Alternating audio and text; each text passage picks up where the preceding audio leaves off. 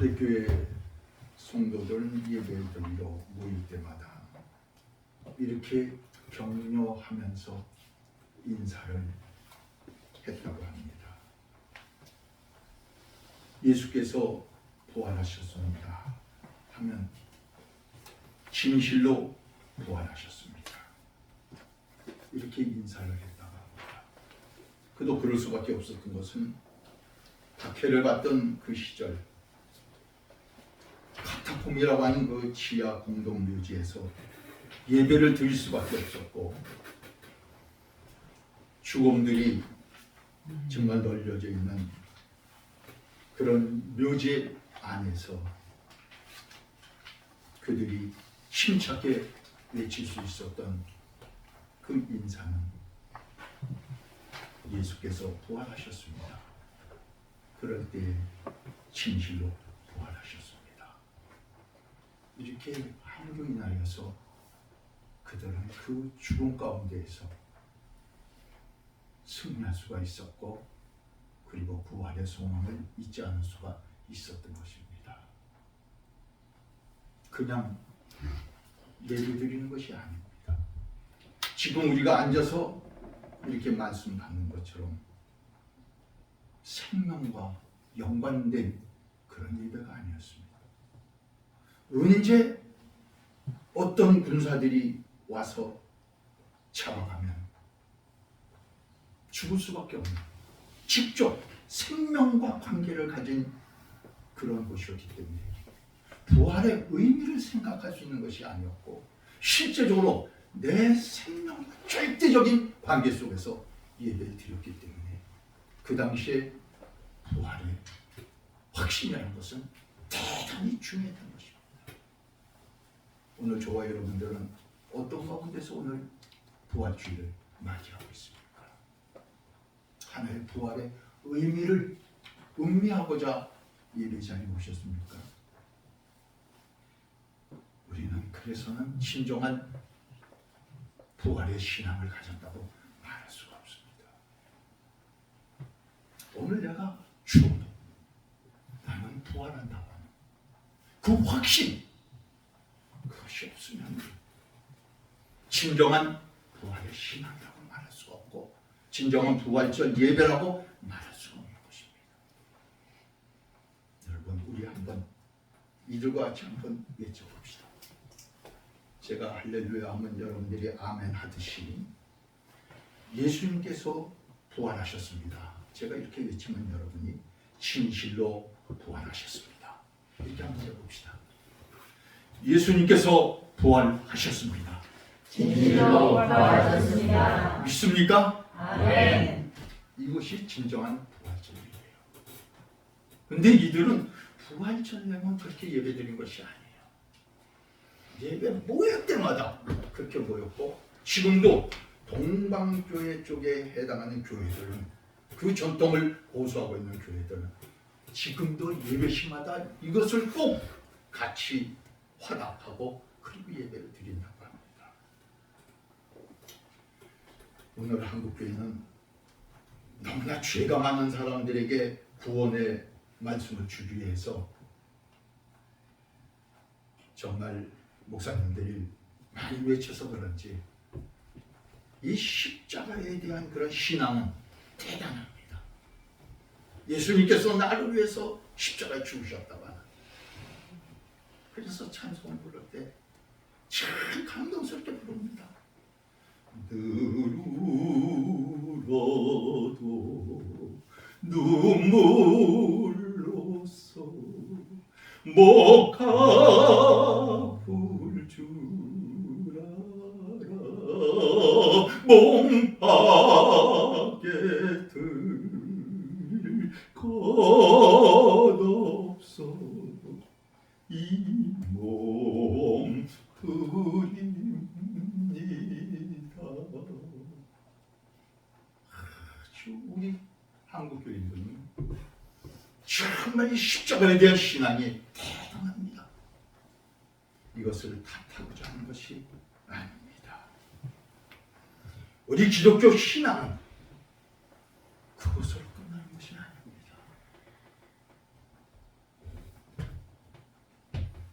십자가의 신앙은 내 죄를 사함받는 것에 대한 신앙입니다. 그러나 그 다음에 우리는 한 가지가 더 있어야 됩니다. 분명하고 확실한 것이 뭐냐? 내가 왜 예수 그리스도께서 내 죄를 사해 주셨는가? 고린도전서 15장 1절에서 오늘 여러분은 이 두 가지 책을 같이 이렇게 손가락으로 깍지에 끼고 보셔야 될 것 같아요. 마태복음 28장 오늘 본문 말씀하고 고린도전서 15장 연관시키지 않을 수가 없어요.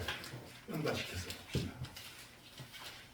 15장 1절에서 사도 바울은 이렇게 외칩니다. 형제들아, 내가 너희에게 전하는 복음을 너희에게 알게 하노니 이는 너희가 받은 것이요 그 가운데 선 것이라.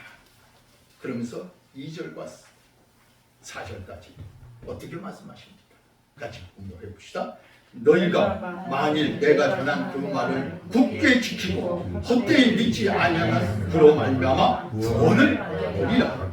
내가 받은 것은 먼저 너희에게 전하였으니 이는 성경대로 그리스도께서 우리 죄를 위하여 죽으시고 장사하시는 만들었다가 성경대로 사흘 만에 살아나셨다.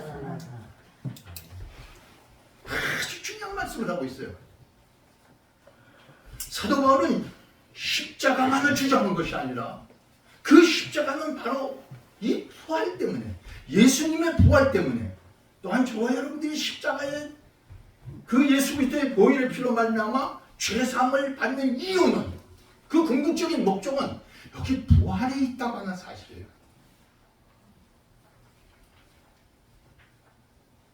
복음이란 무엇입니까? 사도 바울은 예수께서 죽으셨다가 사흘 만에 다시 살아나셨다는 거예요. 이것이 복음이에요. 이게 복음. 십자가만 얘기하면 안 돼요. 그 십자가와 똑같이 연결되어져야 되는 것이 예수님께서 사흘 만에 다시 살아나셨다는 거예요. 그러나 예나 지금이나 이 부활에 대한 확신을 가지지 못한 그런 성도들이 참 많다고 하는 것입니다. 그래서 고린도전서 우리 보면 또 더 나가서 봅시다. 12절 말씀 보십시다.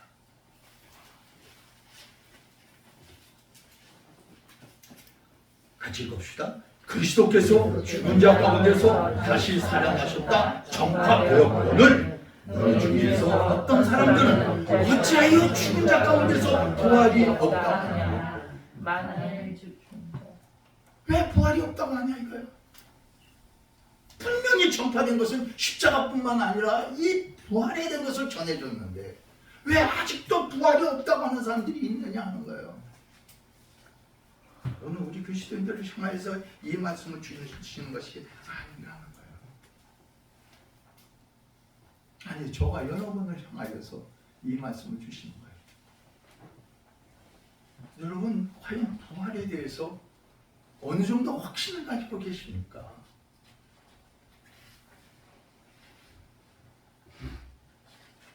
오늘 본문의 말씀으로 다시 돌아가 봅시다. 마태복음 28장의 말씀이에요. 이 말씀은 2000년 전 첫 부활이 일어난 현장에 대한 그것을 기록한 말씀입니다. 현장을 기록한 거예요. 현장이라는 건 뭐냐면 사실을 기록하는 거예요. 예수님께서 십자가에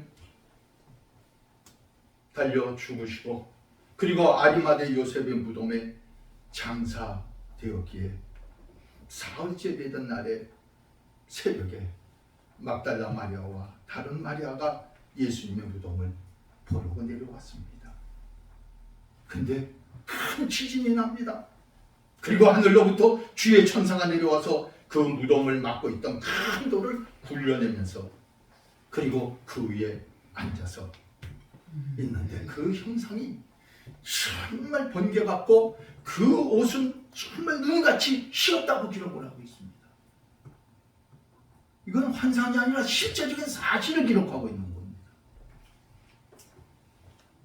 여러분 성경을 보면 어느 것은 어떠한 무엇을 좀 이렇게 환상을 통해서도 의미를 가르쳐주고 또 장차 될 일을 말씀해주기도 하고 또 그 다음에 지금 현재 생활하고 있는 것을 보면서 그래서는 안 된다, 이렇게 살아야 된다, 이런 것을 쭉 말씀하고 있지만은 때로는 많은 부분이 성경에서는 실제적인 사건을 기록하고 있다.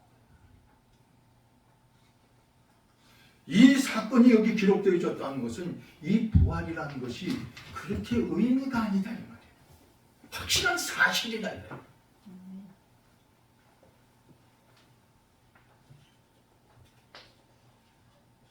그래서 그 군사들이 거기 지키고 있던 군사들이 그걸 보면서 놀라서 죽은 자같이 되었다고 말씀을 하고 있습니다.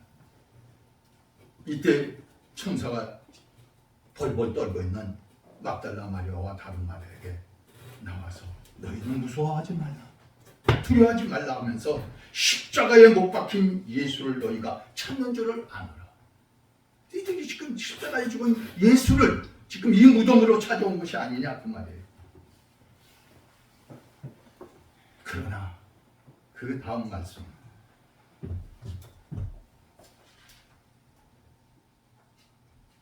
6절 말씀 같이 읽어봅시다. 시작. 그가 여기 계시지 않고 그가 말씀하셨던 대로 살아나셨느니라. 와서 그가 오셨던 것을 보라. 중요한 말씀입니다. 중요한 말씀입니다.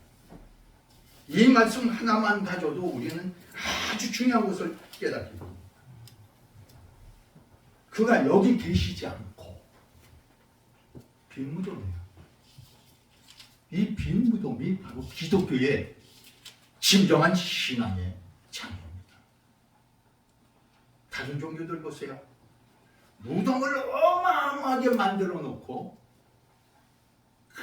크게 만들어 놓고 그리고 뭐예요? 거기에 경배하잖아요.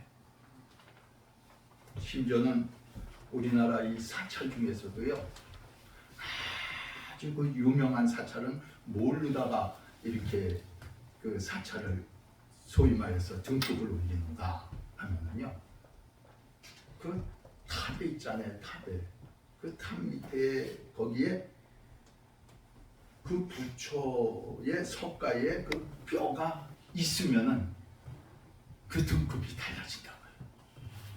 뼈 조각대로 다 나는 거야, 쉽게 말하자면.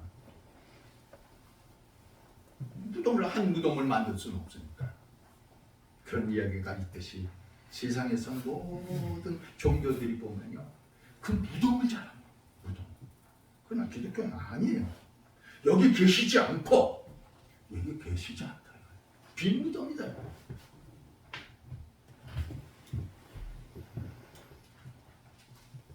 그러면서 뭐라고 말씀해요? 그가 말씀하시던 대로, 말씀하시던 대로. 이 말씀하시던 대로가 무엇입니까? 여러분 성경을 좀 한번 보시겠습니다. 여기는 기록이 안 되어 있기 때문에 한번 보겠습니다. 마태복음 16장을 보십시다. 말씀하시던 대로가 무슨 말인가? 16장 21절 같이 읽어봅시다. 같이 읽을 수 있겠죠? 마태복음 16장 21절. 이때로부터 예수 그리스도께서 자기가 예루살렘에 올라가 장로들과 대제사장들과 서기관들에게 많은 고난을 받고 죽임을 당하고 제3일에 살아나야 할 것을 제자들에게 비로소 나타내시니. 비로소 첫 번째로 말씀하십니다. 말씀하시는 대로가 첫 번째가 이거예요. 그 다음에 두 번째, 거기 조금 더 넘어가서 17장 22절부터 23절 같이 읽어봅시다. 시작.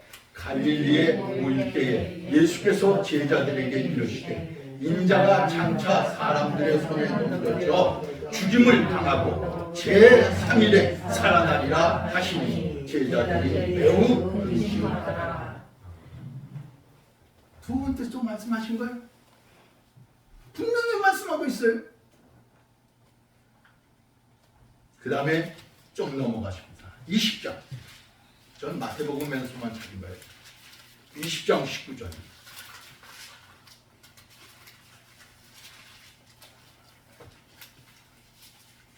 예수께서 예루살렘으로 올라가셔 하실 때 12제자를 데리고 길에 이르시되 보라 우리가 예루살렘으로 올라가서 인자가 제사장들과 서기관들에게 넘겨짐에 그들이 죽이기로 결의하고 그 다음에 19절 같이 봅시다. 시작. 이방인들에게 넘겨주어 그를 오로망겨 채찍질하며 십자가에 못 박게 할 것이나 제3일에 살아나리라. 분명히 이렇게 말씀하십니다. 이거를 말씀하는 거예요. 그가 말씀하시던 대로라고 하는 것은 바로 이렇게 3번 말씀하신 것을 말씀하고 있어요.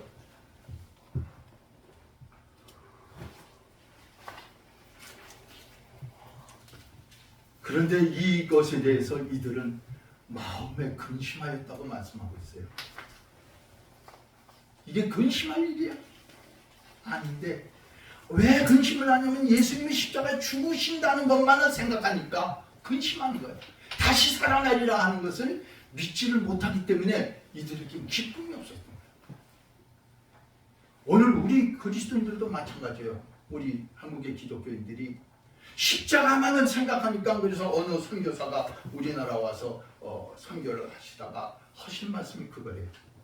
한국 교인들은 참 이상합니다. 왜 내 돈 밖에서는 막 웃다가 교회 안에만 들어오면 이렇게 슬픈 얼굴을 합니까? 하나의 일화지만 실제 분위기가 그랬어요. 우리 교인들 밖에서 막 웃다가 교회만 들어오면 어때? 기쁨이 싹 사라졌는지 아니면 어떠는지 몰라도 다 표정이 두루루루 이러고 앉아있다. 그게 진정한 신앙이 아니다. 우리는 주님께서 나를 위해서 십자가에 죽으신 그를 향해서 내 죄를 생각하면서 내가 그런 마음을 가져야 되겠죠. 그러나 거기서 끝나서는 안 된다. 우리는 부활의 신앙을 가져야 됩니다. 이것을 절대적으로 우리는 무시해서도 안 되고 이걸 덮으려고 해도 안 돼요. 여러분 보세요. 오늘의 부활에 대한 여러 가지 이야기들이 있는데 이 부활에 대해서 어떤 사람들은 착각설을 주장을 해요. 그건 제자들이 착각했던 거지 아니다 이거예요. 또 어떤 사람들은 기절설을 얘기해요. 예수님이 십자가에 죽으셨을 적에 잠깐 그때 완전히 죽은 게 아니라 기절했다가 사흘 만에 다시 살아난 거다. 기절설. 또 하나는 뭐냐면 환상설.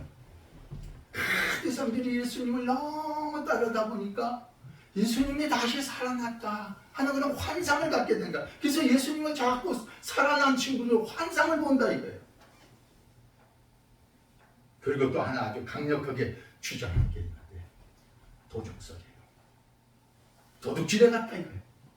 근데 거기에서 보니까 성경에 보니까 나타나 있어요. 한번 보실까요?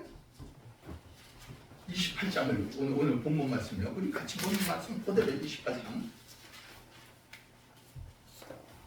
11절부터 15절 말씀 한번 잘 봅시다. 이 도적설이 왜 나왔는가? 같이 읽어봅시다. 시작. 여자들이 갈 때 경비병 중 몇이 이 성에 들어가 모든 백리를 제사장들에게 알리니 그들이 장로들과 함께 모여 의논하고 군인들에게 돈을 많이 주며 이르되 너희는 말하기를 그의 제자들이 밤에 와서 우리가 잘 때에 그를 도둑질하였다 하라. 만일 이 말이 총독에게 들리면 우리가 범하여 너희로 근심하지 않게 하리라 하니 군인들이 돈을 받고 가르친 대로 하였으니 이 말이 오늘까지 유대인 가운데 두루 퍼지더라. 이게 뭐예요? 도적설. 요새 만들어낸 말이 아니라 벌써 이때 이 시대를 했단 말이에요. 예수님 부활을 어떻게든지 덮으려고 말이에요. 오늘날도 많은 심지어는 학자들까지도 말이에요. 이 부활세를 자꾸 부정하려고 하는 거예요. 소위 말해서 신신학이라고 그러잖아요. 자유주의 신학이라고 하는 보수 신학이 아닌 그 사람들은 계속 이런 식으로 자꾸 꼬고 가갖고 어떻게든지 부활을 숨기려 하고 덮으려고 하면서 부활은 실제 없다라고 자꾸 말하는 거야. 그건 의미적으로 받아야 된다. 그래서 우리가 설교할 적에 목사들이 굉장히 조심해야 될 것이 뭐냐면 부활에 대한 그런 의미도 물론 있어요. 그러나 의미를 너무 강조하다 보면 나도 모르게 부활의 이 사실성을, 역사성을 부정할 수 있게 되는 거예요. 그렇게 상대방이 나는 아무리 좋은 의미로 얘기했어도 상대방이 들을 때 그렇게 들으면 부활의 신앙은 없어져. 목사는 그렇죠. 우리 목사들이 정말 조심해야 돼요. 의미, 또 부활의 의미 아주 좋은 말로. 아니요, 그런 좋은 말이 아니에요. 지금 카타콤에 있었던 그 성도들은 오늘 당장 붙들려 가면 죽느냐 사느냐의 희망을 가진 사람들이기 때문에 이들에게 큰 위로가 됐던 것은 그런 의미가 위로가 됐던 것이 아니라 오늘 내가 붙들려 가서 죽는다고 할지라도 예수님처럼 내가 죽는다고 할지라도 나는 다시 부활할 것이다 라는 확신 외에는 그들을 위로할 길이 없었던 거예요. 우리도 마찬가지예요.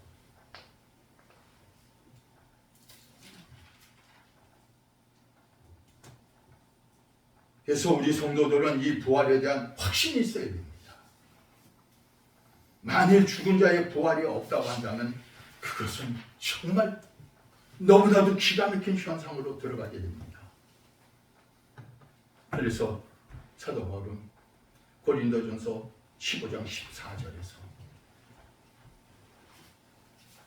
그리스도께서 만일 다시 살아나지 못하셨으면 우리가 전파하는 것도 헛것이요 너희의 믿음도 헛것이며 또 우리가 하나님의 거짓 직분으로 발견되리니 우리가 하나님의 그리스도를 다시 살리셨다고 증언하였습니다. 이 부활에 대한 신앙이 없으면 우리 믿음이 뭐냐 이거야. 헛것이다 이거야. 헛것이다 이거야. 아무것도 아니다 이 말이야. 더더구나 세상 사람들한테 내가 거짓 증인이 돼버리고 만다는 거예요. 헛믿음이다 이거 헛믿음. 부활의 신앙이 없으면 아무리 십자가에 대한 신앙 좋고 창조 신앙이 좋고 아무리 좋아도 내가 부활에 대한 확신이 없으면은 우리 믿음은 아무것도 아니다 이거. 여러분에게 부활의 신앙이 확신되어지기를 주님의 이름으로 축원해 드립니다. 제가 오늘 굉장히 중요한 말씀을 여러분들에게 전하고 있는 거예요. 또한 15장 19절 말씀을 우리가 또 봅시다. 더 넘어가서 같이 읽어봅시다. 시작. 만일 그리스도 안에서 우리가 바라는 것이 다만 이 세상의 삶뿐이면 모든 사람 가운데 우리가 더욱 불쌍한 자입니다. 만약에 이 세상에서 우리가 이렇게 믿다가 끝난다고 한다면 우리의 내세에 우리의 부활이 없다고 한다면 아니 세상 사람들은 그저 나름대로 신나게 살고 먹고 싶은 거 먹고 누리고 싶은 거 다 누리다가 가는데 우리는 그런 것도 누려보지도 못하고 맨날 이것저것 제약에 매이고 그저 또 내 나름대로 또 양심적으로 산다고 뭐 이러고 하다 보니까 손해도 많이 보고 그렇게 했는데 근데 죽은 다음에 아무 부활도 없고 아무것도 없어? 그러면 세상 사람들이 보기에도 그렇고 내 스스로도 생각하기에 가장 불쌍한 사람이 되어버리고 마는 거예요. 만약에 부활이 없다고 한다면 또한 우리가 얼마든지 헌신하고 하나님 앞에 그렇게 한 것이 부활이 없다고 한다면 그게 무슨 소용이 있어요? 그저 사람들 하여금 야, 그 사람 참 잘 믿는 사람이었어. 그 사람이 더 착한 사람이었어. 그 정도죠. 선한 사람이었어. 우리 그것 때문에 믿는 것은 아니에요. 그 정도로 믿는 것이 아니에요.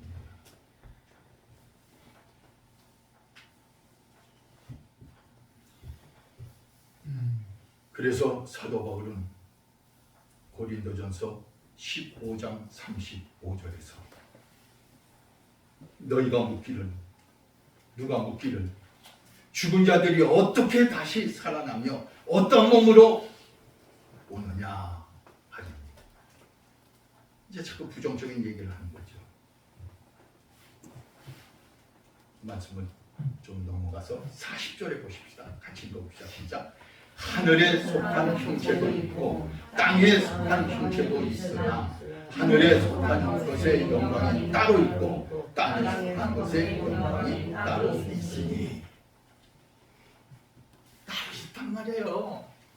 이 땅에 육체만 가진 것이 아니에요. 우리는 하늘에 속한 형체도 있다 이 말이에요. 이 땅의 영광도 있지만 하늘의 영광도 있다 이 말이에요. 사도 바울이 분명히 이렇게 말씀하고 있잖아요.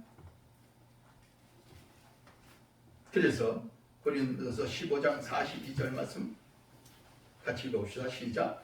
죽은 자의 부활도 그와 같으니 썩을 것으로 신고 썩지 않을 것으로 다시 살아나며. 우리 육신은 다 썩을 것이에요. 그러나 다시 썩지 아니할 것으로 다시 살아난다고 말하고 있어요.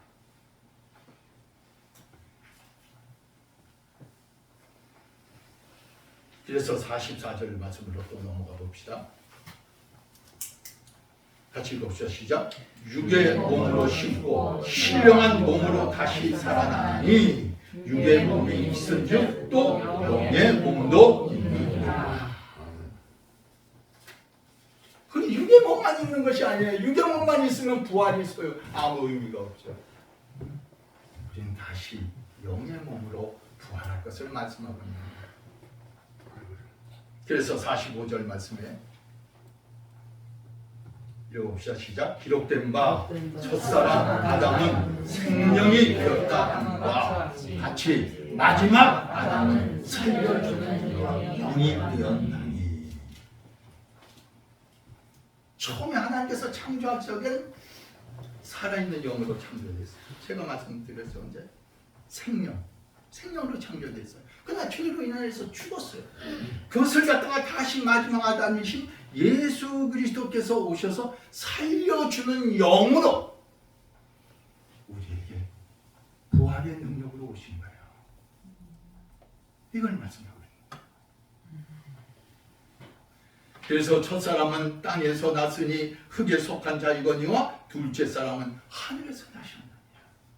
무릇 흙에 속한 자들은 저 흙에 속한 자와 같고 무릇 하늘에 속한 자들은 저 하늘에 속한 이와 같으니 우리가 흙에 속한 자의 형상을 입은 것 같이 또한 하늘에 속한 이의 형상을 입으리라. 49절 이렇게 말씀하고 있습니다. 이 말씀 마음속에 새깁시다. 같이 읽어봅시다. 시작.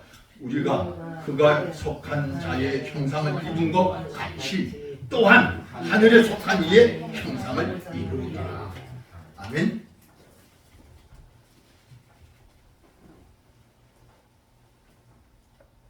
자, 사도 바울이 이렇게 우리에게 증거해 줬는데, 그럼 예수님은 우리에게 어떻게 증거해 주셨는가?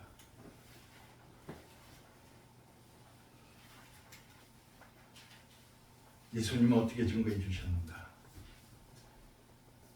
자, 한번 보십시다.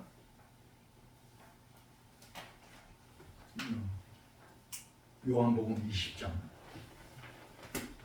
요한복음 20장. 오늘 성경을 좀 많이 찾아보는 거예요. 왜냐하면 이건 말로 되는 게 아니라서 그래요. 20장 19절.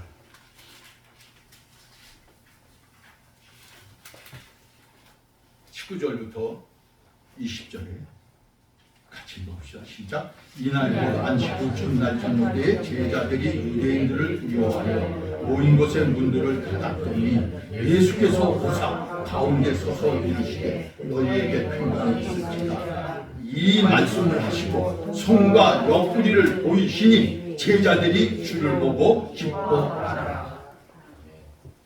당신이 몸을 갖다가 진적으로 제자들에게 보여준 거예요. 부활체의 몸으로 증거해 주셨어요. 몸으로. 그냥 말씀을 하신 게 아니에요. 살아나랴 그렇게 말씀하셨듯이 진짜 오셔서 보여주신 거예요. 그래도 못 믿는 사람이 있었죠. 그 사람은 누구냐면 디두모라고 하는 도마예요. 못 믿는 거예요. 못 믿는 사람 못 믿는 거예요. 그래서 24절에 보시면 마태복음 20장 24절에 보시면 12제자 중에 하나로서 디두모라 불리는 도마는 예수께서 오셨을 때 함께 있지 아니한지라. 함께 있지 않았어요. 그때 예수님께서 보여주실 때. 그랬더니 다른 제자들이 말하기를 우리가 주를 보았다. 부활하신 주님을 보았다. 그랬더니 도마가 말합니다. 내가 그의 손에 못자국을 보며 내 손가락을 그 못자국에 넣으며 내 손을 그 옆구리에 넣어보지 않고는 믿지 아니하겠노라 하니라. 예수님께서 다 들으시고 보신 다음에 며칠이 지났냐면 8해가 지났어요. 8일이 지난 후에 제자들이 다시 집안에 모였을 적에 그때 도마도 거기 함께 있는 거예요. 그때 또 문이 닫혔는데 예수님께서 그 가운데 들어가셨어요. 공간을 초월하시는 분이니까 완전히 그 몸은 육체의 몸이 아니니까 그냥 들어가시는 거예요. 그러면서 너희에게 평강이 있을지어다 하시고 27절 말씀 같이 읽어봅시다. 시작. 도마에게 이르시되 내 손가락을 이리 내밀어 내 손을 보고 내 손을 내밀어 내 옆구리를 넣어보라. 그리하여 믿음 없는 자가 되지 말고 믿는 자가 되라. 그랬더니 그때 비로소 도마가 말합니다. 나의 주님이시여 나의 하나님이십니다. 그랬더니 예수님께서 뭐라고 말씀하세요? 29절에 보면 너는 나를 보고 믿느냐? 보지 못하고 믿는 자들이 더 복되도다. 여러분, 우리는 비록 보지 못했어요. 우리는 직접 만져보지도 못했어요. 그러나 우리가 더 복되다는 거예요. 우리 목사님 오늘 기도하시자 간절히 기도한 것이 뭐냐면 성령의 충만함, 성령의 임재하심을 간절히 기도하셨어요. 왜 그랬을까요? 성령께서 가르쳐 주시 아니하시고 성령께서 나를 감동 감화시켜 주지 아니하시면 내가 그래서 믿을 수가 없기 때문에 성령께서 하나님의 말씀을 조명시켜 주시고 성령께서 하나님의 말씀을 내게 확신을 시켜줘야 내가 믿을 수 있기 때문에 그런 거예요. 여러분들에게 오늘 성령의 조명하심과 성령의 확신들을 통하여서 부활의 신앙이 분명해질 수 있기를 주님의 이름으로 축원해 드립니다. 그래서 이 부활의 확신을 가져야 될 이유는 로마서 6장에 자세하게 나옵니다. 한번 보십시다. 이제 말씀을 거진다 보게 되었어요. 로마서 6장 같이 봅시다. 6장 6절부터 9절까지 같이 봅시다. 우리가 알거니와 우리의 옛사람이 예수와 함께 십자가에 못 박히신 것은 죄의 몸이 죽어 다시는 우리가 죄에게 종로를 타지 아니하게 하려 하니 이는 죽은 자가 죄에서 벗어나 의롭다 하심을 얻었습니다. 만일 우리가 그리스도와 함께 죽었으면 그와 함께 살 줄을 믿노니 이는 그리스도께서 죽은 자 가운데서 살아나셨으며 다시 죽지 아니하시고 사망이 다시 그를 주장하지 못할 줄을 압니다. 예수 그리스도께서 십자가에 죽으심으로 말미암아 나에게 뭐를 입혀줬어요? 의의 옷을 입혀줬어요. 의인이라 칭함을 받게 해주셨다는 거예요. 그러나 그가 다시 살아나심으로 말미암아서 다시 사망이 나를 주장하지 못하게 합니다.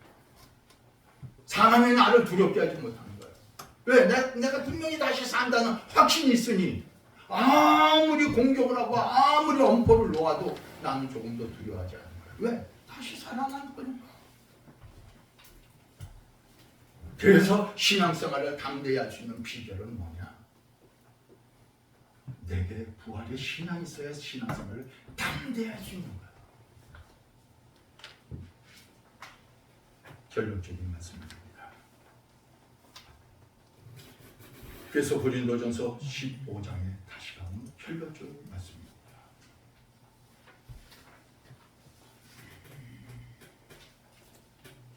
나팔소리가 나네. 52절이에요. 15장 52절. 나팔소리가 나네. 죽은 자들이 썩지 않을 것으로 다시 살아나고 우리도 변화하니. 변화되리라. 이 썩을 것이 반드시 썩지 않을 것으로 있겠고 그 죽을 것이 죽지 아니함을 입으리라. 이 썩을 것이 썩지 아니함을 입고 이 죽을 것이 죽지 아니함을 입을 때에 사망을 삼키고 이기리라. 기록된 말씀이 이루어지리라 하면서 같이 읽읍시다. 55절, 15장 55절 시작. 사망아 너희 승리가 어디 있느냐? 사망아 네가 쏘는 것이 어디 있느냐? 사망에 쏘는 것은 죄요 죄의 권능은 죄이다. 그러므로 57절 우리 주 예수 그리스도로 말미암아 우리에게 승리를 주시는 하나님께 감사하노니 그러므로 내 사랑하는 형제들아 견실하여 흔들리지 말고 항상 주의 일에 더욱 힘쓰는 자들이 되라. 이는 너희 수고가 주 안에서 헛되는지 않으리라. 아멘. 이것이 확신이 있는 삶이 우리가 이 찬송을 부를 수 있는 거야. 같이 우리 찬송을 부르십시다. 이 확신이 있어야 이 찬송을 부르는 거야. 살아 주 하나님 독생자 예수 죽어요. 우리 목사님하고 나하고 영적으로 잘 통하는 거야. 아니 정말이야. 내가 목사님 우리 영적으로 잘 통하니까 이게 맞기가 힘든 거예요. 난 이거 적어왔거든요. 근데 여기 있어. 나는 설교 준비하면서 이 찬송을 적어왔거든. 근데 여기 있어. 얼마나 감사한지 몰라. 같이 찬양하십시다.